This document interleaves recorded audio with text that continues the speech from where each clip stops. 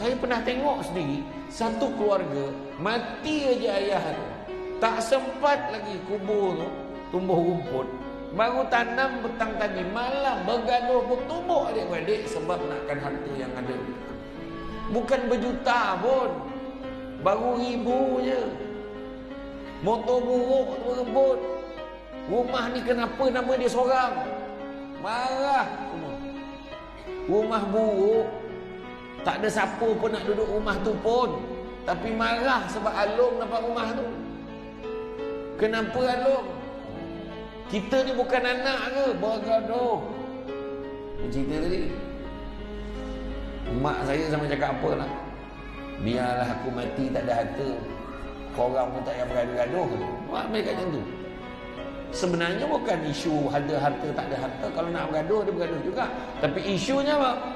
Isunya adalah kita kena bekalkan didikan agama pada anak-anak kita.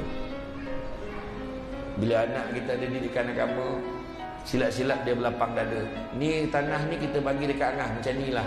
Angah pun cakap, tanah rumah kampung ni saya cadangkan, tak payahlah bagi ke Angah, biarlah letak nama Along. Saya setuju letak nama Along sebab dia abang kita yang suruh. Lepas ayah tak ada, dia lah ganti kita. Macam tu dia kata.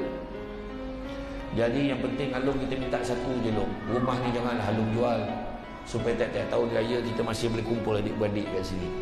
Itu cara dia.